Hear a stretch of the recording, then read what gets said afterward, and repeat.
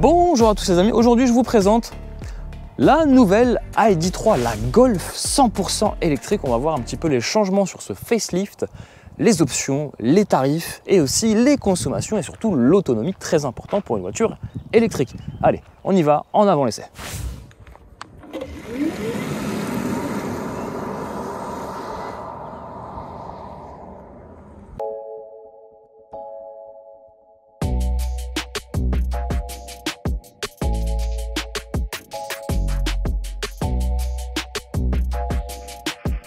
Allez, en avant le tour du propriétaire. Alors ça va être très rapide, regardez les clés, elles ne changent pas.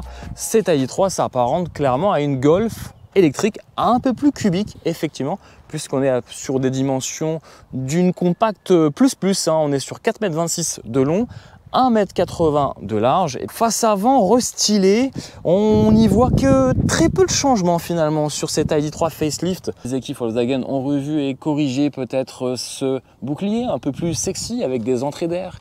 Ils ont supprimé aussi cette petite verrue noire qu'on voyait effectivement sur les premières générations d'ID.3. Et ça sera quasiment tout en termes de changement. Si on a une nouvelle couleur, le Dark Green Olivine, ou le Dark Olivine Green, c'est peut-être mieux comme ça, 900 €. On a aussi des jantes, alors c'est pas des nouvelles jantes, mais voilà, en termes de modification, on va faire rapidement le tour. Jantes 20 pouces peut-être si ça vous intéresse. En termes de style, on aime ou on n'aime pas, mais l'inconvénient c'est qu'il y a des flancs étroits sur les pneumatiques qui font que ça va un petit peu rendre cette ID.3 un peu plus inconfortable à basse vitesse, mais sinon sans ça, le look est plutôt sympa. Ah, puis regardez, j'ai profité de ce coucher de soleil pour mettre en valeur cette couleur qui est plutôt sympa. Certains pourront l'appeler un vert kaki. Écoutez, on aime ou on n'aime pas, mais là, il y a des très belles couleurs. À l'arrière, avec quasiment pas de changement, presque rien du tout. Peut-être les feux, l'animation de nuit, vous allez voir que ça change un peu. On est sur un toit noir et un coffre noir, ce qui lui vaut une couleur biton, ce qui permet d'avoir un effet de style, un contraste plus intéressant ou pas, on aime ou on n'aime pas, mais en tout cas effectivement on est sur un noir verni ici et un vert kaki ou un vert olivine comme vous le voulez. Ici le logo est en blanc, un peu comme l'ID Buzz, et l'ID.3 aussi est en blanc. On aime ou on n'aime pas, en tout cas ce sera les seules modifications esthétiques à l'arrière. Ici on est sur une version 77 kWh. Vous allez voir qu'il y a une importance entre la version 58 kWh qui vaut elle 42 900 € et cette version la plus puissante, 204 chevaux, et la plus grande autonomie qu'elle propose puisqu'elle dépasse largement les 550 km d'autonomie norme WLTP, puisqu'en réalité on est autour des 530 km d'autonomie pour cette batterie de 77 kWh. L'avantage c'est qu'elle profite maintenant d'une puissance de charge maximale établie à 170 kW, c'est pratique si vous voulez recharger sur des bornes rapides. C'est ça aussi les évolutions de cette ID.3.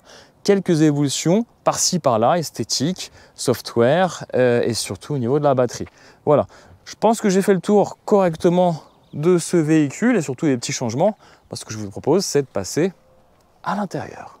Bon, avant de passer à l'intérieur, regardez quand même cet intérieur.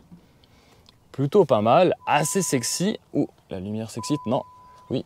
On va ouvrir le capot. Parce que derrière le capot, on va voir s'il y a un coffre. C'est quand même important un coffre. Alors, le coffre, pas de vérin. La muscu, c'est pas mal. Bon bref, il n'y a pas de moteur ici et il n'y a surtout pas de rangement. Ça, c'est un petit peu dommage. Donc, mauvais point sur la partie habitabilité. Par contre, vous avez vu, il y a un petit joint qui permet effectivement de rendre le capot plus étanche. On va voir le coffre. Petite surprise dans le coffre quand même. Regardez. On a 385 litres de volume de chargement et on a un vélo pliable. Alors, il rentre presque. J'étais obligé d'abattre le siège à l'arrière. Donc, un coffre qui fait, lui, 385 litres de volume de chargement, presque comme une Golf, et 1290 litres de volume de chargement lorsqu'on rabat la banquette arrière et le plancher est presque plat. Hop, allez, on ferme le coffre et regardez. Vous avez vu comment c'est découpé le coffre. La particularité de cette nouvelle ID.3, c'est qu'ici maintenant le bandeau est lumineux sur toute la largeur du phare. Ah oui.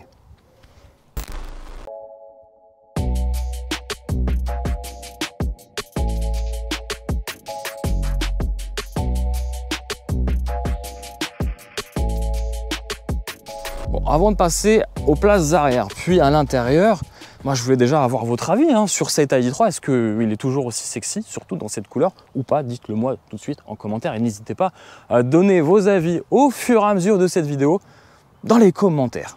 Allez, on continue le tour du propriétaire. Alors ici, je tenais à vous souligner, c'est un peu comme sur un Audi Q4 ou autre, ou un ID5 ou un ID4. Vous avez ici une espèce de bloc qui ressemble à des freins tambours. C'est pas des freins à disque, c'est relié directement au moteur électrique qui fait lui 204 chevaux et 310 Nm de coupe, important de le savoir. Mais ça permet surtout de régénérer plus facilement les batteries au lâcher de pédale ou au freinage. Alors, à l'arrière, c'est vrai que c'est quand même beaucoup plus spacieux qu'une Golf. Hein. Qu'on se le dise, déjà, l'accessibilité est bien meilleure. La finition, je me tairai dessus parce que je crois que c'est quasiment les mêmes finitions, quoiqu'ils ont quand même un petit peu rehaussé le niveau de qualité de finition déjà à l'arrière avec cette petite feutrine ou Alcantara, avec cette petite surpiqûre et ces petits plastiques laqués noirs qui se rayent malheureusement trop facilement. Plastique dur quand même. Bon, regardez ici l'assise est plutôt moelleuse avec des sièges inclinés, avec même une espèce de siège creusé. Alors j'ai une mauvaise nouvelle quand même, tout n'est pas rose à bord de cette ID3, surtout sur cette version batterie 77 kWh. Pourquoi? Parce qu'il n'y a strictement que 2 places à l'arrière. La place du milieu est complètement condamnée, apparemment à cause des normes sur ce type de véhicule, puisque celui-ci fait à peu près 1928 kg. Bon, c'est pas grave. Si vous aviez l'intention de mettre 3 enfants à l'arrière, c'est raté. Sans ça, la place du milieu, elle est quand même assez confortable avec ce petit accoudoir qui se déploie. Et puis, voilà, pour les petites familles, il y a quand même des fixations Isofix sur les sièges. Vous pourrez donc mettre 2 sièges bébés à l'arrière. Bon, à l'arrière, on a quand même de l'espace, hein, regardez. C'est plutôt sympa. On a des petits rangements ici, par-ci, par-là, avec des petites poches pour mettre peut-être ses portables. On va fermer la porte et voir que finalement, on est plutôt bien, on peut même allumer les lumières tactilement, regardez, c'est beau quand même. Bon, il y a de la place, au-dessus de la tête aussi il y a de la place, donc ça c'est vraiment son point fort, c'est l'espace à l'arrière pour les passagers arrière, c'est plutôt une bonne nouvelle. Bon, vous l'avez compris, malheureusement pas de 5e place pour cette version 77 kWh. Et puis ça sera la vue que vous aurez si vous êtes à l'arrière. Écoutez, moi je suis quand même bien installé, autant vous dire que je suis prêt à faire les 550 km à bord de cette ID3. Bon allez, on passe à l'avant. Il y a quand même 2 prises USB-C à l'arrière. C'est pratique pour charger son portable. Bon, à l'intérieur, peu de changements aussi. Bon, quand même, hein, on va pas se mentir. Volkswagen, apparemment, aurait écouté ses clients. Le retour de ses clients sur l'ID3 de première génération. Donc du coup, les ingénieurs et designers ont revu et modifié un petit peu l'intérieur. Alors là, vous le voyez? Non? Vous voyez rien? Je vous pose la question. Est-ce que vous voyez le changement? Non, c'est normal. À l'intérieur, il y a très peu de changements parce que tout se passe finalement dans cet écran, sur la partie software et puis sur la partie matière. Et c'est vrai qu'ils ont augmenté le niveau de qualité des matériaux et de finition. Alors pas forcément partout, on est quand même sur du plastique légèrement moussé sur les parties hautes, des plastiques vernis ici sur les accoudoirs qui vont se rayer, ça je l'ai dit, à l'arrière. Malheureusement ici, pour régler les vitres arrière, il faudra appuyer sur Rear et gérer uniquement avec ces boutons, ce qui n'est pas forcément pratique. Mais sinon, sans ça, il y a un bel effort de fait quand même sur la qualité avec ce simili Alcantara, avec cet Alcantara et ce simili cuir. Écoutez, ça présente plutôt pas mal. On a des petits accoudoirs individuels sur chaque siège, pas évident à dire, réglable ici en hauteur. Et puis on a des petits rangements à droite à gauche. D'ailleurs c'est un peu ça la force de cette ID3, c'est qu'on a de l'espace à bord comme toutes les voitures électriques. Un petit rideau pour protéger si vous avez des choses à mettre ici à l'intérieur. 2 prises USB-C rétro-éclairées. Pour rétro-éclairé, je suis pas sûr. Non. Ici on a une petite feutrine sur les ceintures pour éviter les bruits immobiliers. C'est un peu embêtant quand tu conduis et que tu as le plastique des ceintures qui se frotte contre la partie centrale de cet élément plastique dur.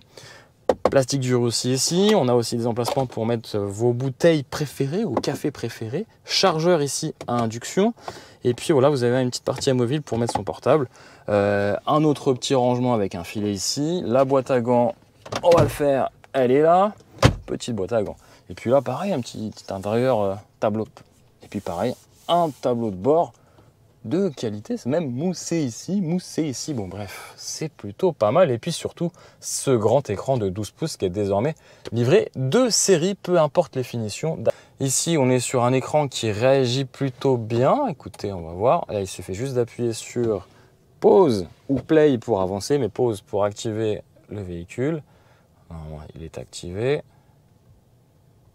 Ok. Et la navigation est plutôt fluide. Ça réagit plutôt bien. Éclairage d'ambiance, si vous le voulez, on essaiera de faire une vidéo dessus. Écoutez, ça semble bien réagir. Et en termes de consommation, au moyenne, je suis à 16,8 kWh, mais ça on le verra tout à l'heure sur la partie consommation. Et comportement routier, je vais passer tout de suite aux options et aux prix. Les prix de ce ID.3 Pro entrée de gamme avec la petite batterie vaut 42 900 €. Avec la grosse batterie et une place en moins, vous paierez cet ID.3 7 000 € de plus, donc soit 49 900 €. D'ailleurs, j'ai oublié de vous parler un petit peu de cette voiture. On est sur une voiture qui frise les 53 000, 54 000 € avec quelques options dans la finition style, donc finition intermédiaire, parce que vous avez d'abord première finition d'entrée de gamme et une finition plus haut de gamme qui intègre d'autres équipements. Alors en termes d'options, on est sur des options qui sont valorisées autour de 3 000 € ouais, à peu près. On a 900 € de peinture, on a 690 € de jantes, on a 950 € pour le pack intérieur style avec effectivement ces jolis sièges et cet Alcantara sur la partie centrale qui sont confortables, je dois vous l'avouer. On a aussi le réglage des sièges électriques compris de série. On a le pack assistance plus à 1140 € et j'imagine que c'est toutes les aides à la conduite qu'on a avec le régulateur adaptatif et le maintien dans la voie, ce qui est plutôt pas mal. Et en plus, on pourra même doubler avec le clignotant automatiquement. Donc ça, on commence à être habitué, mais pas sur ces petites voitures électriques. Et puis enfin, le plancher de coffre amovible. Et là, c'est un petit peu mesquin quand même, une option qui vaut 110 €. En termes d'équipement de série, quand même, sur cette finition, on a quand même pas mal de petites choses. On a le volant en cuir, simili-cuir, on a l'écran 12 pouces, on a, qu'est-ce qu'on a? On a aussi les projecteurs IQ Light Matrix LED de série. Vous avez aussi les jantes 19 pouces, mais là, on a du 20 pouces parce que c'est une option. On a la caméra de recul. Alors, caméra de recul, pas forcément de qualité. Hop. Ouais, écoutez, aussi quand même. Ah non, je suis mauvaise langue. Non, ça va. Et puis voilà, après, si vous voulez savoir tout ce qui est compris de série en option, n'hésitez pas à lire mon article sur le blog Cars Passion et vous tapez essai ID.3 tout simplement. Allez, on passe à la suite de l'essai.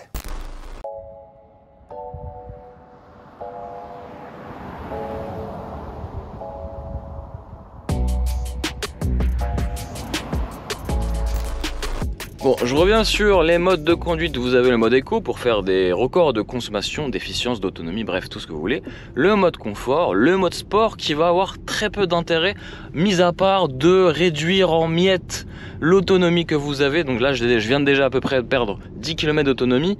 Et puis, vous avez le mode individuel où vous allez pouvoir régler différents paramètres. Moi, je me mets en mode éco pour tous mes essais parce qu'on est sur une voiture électrique. On n'est pas là pour faire des records de chrono sur circuit, mais plutôt des records de consommation. Donc voilà, roule tout confort, tranquille, à bord de cette voiture électrique. Bon, en termes d'accélération, on atteint péniblement les 100 km/h, parce qu'il faudra à peu près 7,9 secondes, presque 8 secondes pour atteindre les 100 km/h. Autant vous dire, c'est comme une voiture standard, donc pas d'accélération bluffante à bord de cette ID.3. Et en termes de vitesse maximale, vous serez bridé à 160 km/h. Autant vous dire, ça ne sert strictement à rien de rouler vite avec une voiture électrique. Et d'ailleurs, sur autoroute, on va plutôt vous préconiser de rouler plutôt autour des 120-110 km/h pour réduire les consommations. Bon, vous connaissez, l'ID.3, c'est comme l'ID.4 ou l'ID.5. Même interface, même petit écran et la commande pour mettre le mode drive, brake ou marche arrière, c'est ici. Attention à pas se tromper ici avec les essuie-glaces. Attention, vous connaissez la musique, mais bon, je préfère vous le dire. Alors, si vous voulez voir l'ancienne et la nouvelle, regardez, on va jouer au jeu des 7 différences. Alors déjà, le pare-choc, le petit pare-choc ici, ça c'est l'ancienne et ça c'est la nouvelle. On voit qu'il est quand même beaucoup plus structuré sur la nouvelle que sur l'ancienne. Et puis cette grosse verrue en noir laqué sur le capot. Hop, on a fait table rase du capot et on a un vrai capot musclé légèrement. Voilà, ça sera les seules petites différences. Et puis quelques petits stickers qui disparaissent à droite, à gauche. Sans ça, léger changement pour cette nouvelle ID.3.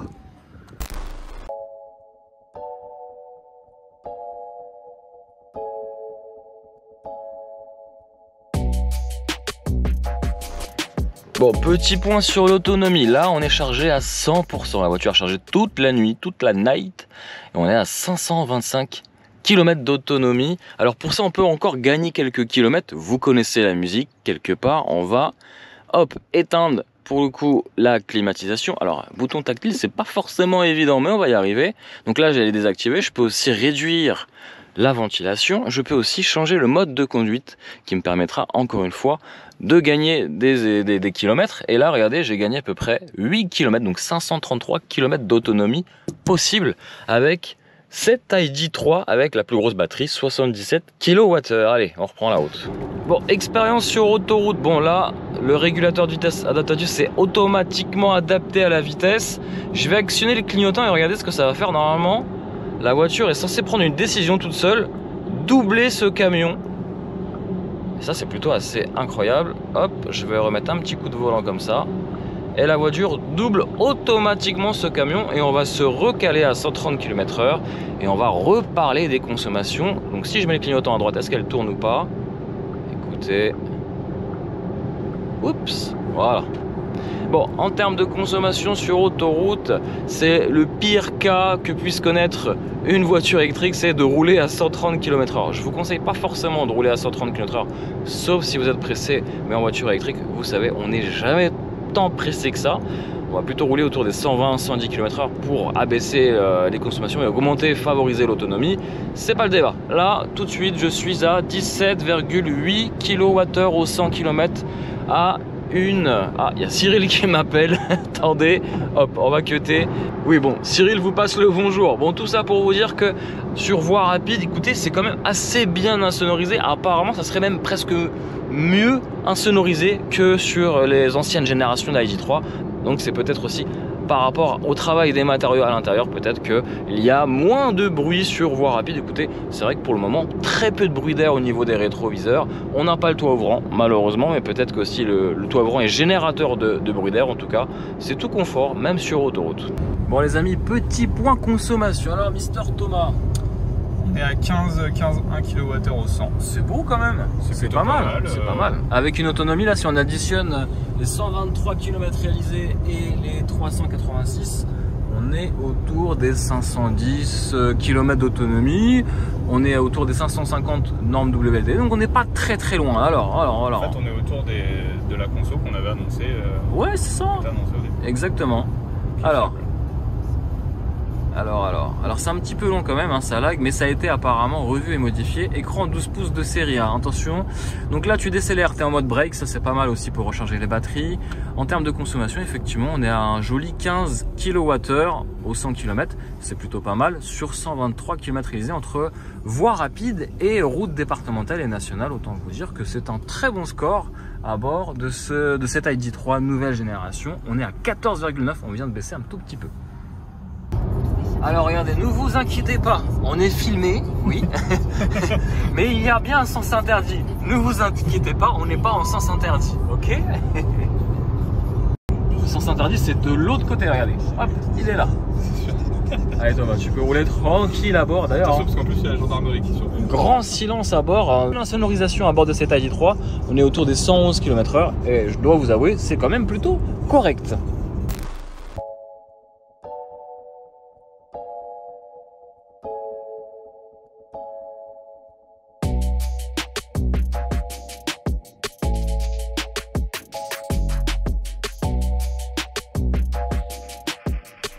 C'est parti, le comportement routier à bord de cette nouvelle ID3. Alors écoutez, déjà, on est quand même sur un poids avec cette batterie de 77 kWh, un poids qui avoisine les 1900 kg. Ça commence à faire cher hein, pour cette Golf électrique et ça se ressent un petit peu au niveau du sous-virage. Voilà. Ah, écoutez, ça c'est vraiment quand on a une conduite dynamique. Bien sûr, au volant de cette voiture 100% électrique, même si elle fait 204 chevaux et presque 300 Nm de couple, 310 Nm de couple pour être plus précis, écoutez, c'est pas avec ce genre de voiture que vous allez faire des étapes de rallye, loin de là. Par contre, en ville, vous allez être tout confort, en silence bien sûr, avec une bonne maîtrise des bruits de roulement, etc. C'est vraiment une très bonne voiture. On est assis plutôt en hauteur, hein, beaucoup plus haut qu'une Polo ou qu'une Golf. On a aussi des petits accoudoirs amovibles qui sont relativement sympa sur les longs trajets. D'ailleurs, les longs trajets, c'est idéal avec cette batterie puisqu'elle fait 77 kWh. Elle est annoncée autour des 550 km d'autonomie. Moi, je l'ai plutôt constaté entre 500 voire 530 km d'autonomie, ce qui est plutôt pas mal pour réaliser déjà de bons petits longs trajets. Bien sûr, il faudra s'arrêter sur une borne Unity rapide si vous voulez vraiment cumuler et faire plus de 600 voire 1000 km. Il faudra faire au moins 2 recharges pour rouler safe. Et puis forcément sur long trajet, comme je vous le disais tout à l'heure, sur les consommations, rouler plutôt convenablement, pas trop vite, rouler plutôt autour des 110-120 km/h. Je vais arrêter de me répéter. Sinon en ville, c'est une voiture qui possède toutes les aides à la conduite. On a la caméra 360, on a les aides à la conduite, on a les radars. Donc en ville, c'est plutôt agréable et en plus elle se manie plutôt bien puisqu'elle a un rayon de braquage de 10,2 mètres, ce qui est plutôt très bien. L'avantage, c'est qu'il n'y a pas de moteur à l'avant, il n'y a pas aussi de coffre, donc du coup le débattement des roues est beaucoup plus important que sur une voiture thermique classique. Ça pour vous dire qu'on est quand même assis confortablement. Les sièges sont vraiment de très bonne facture et surtout avec une très belle mousse, très bonne mousse qui permettra finalement de prolonger les voyages. Alors effectivement, on a envie de voyager avec cette voiture. Le problème, c'est qu'effectivement sur une voiture électrique, vous êtes limité par la batterie, mais c'est pas réellement un frein. Si vous faites arrêt pour faire des recharges, il faudra peut-être compter une demi-heure voire une heure de plus sur votre trajet au total. En termes de performance, vous l'avez vu tout à l'heure aussi, on est sur des... on va faire attention. Oui, on va faire attention, il y a un petit radar. Oui, à 90, je suis à 90. Je me mets au régulateur adaptatif, écoutez, c'est très bien. Hop, ça gère tout de suite la vitesse, ça gère aussi la distance devant moi. Bref, ça, on est habitué effectivement avec ce genre de voiture et de ce genre de technologie. Bref, elle est bourrée de technologie, confortable, elle l'est aussi. Écoutez, bonne note au global pour cette ID.3. Ah oui, j'oubliais, le confort. Oui, elles sont confortables les sièges, elle est confortable cette ID.3. Surtout, je le précise, avec les jantes de série de 19 pouces. De série, pourquoi? Parce que si vous optez pour les jantes de 20 pouces, alors ça fait joli, c'est une belle voiture, très design, très futuriste quelque part. Jantes pleines aéro qui permettront sûrement de gagner quelques kilomètres en autonomie. Mais en revanche,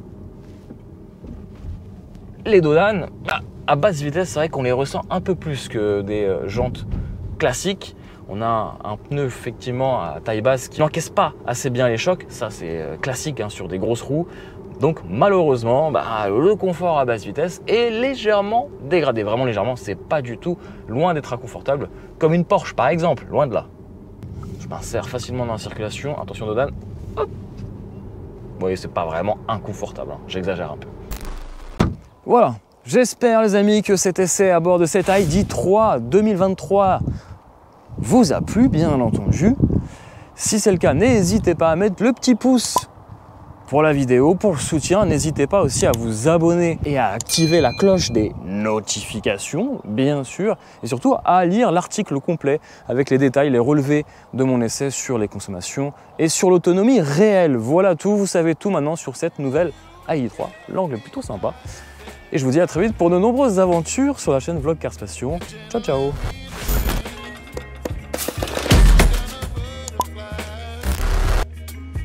Don't leave me here high and dry. 'Cause I got a good appetite. Don't leave me here high and dry.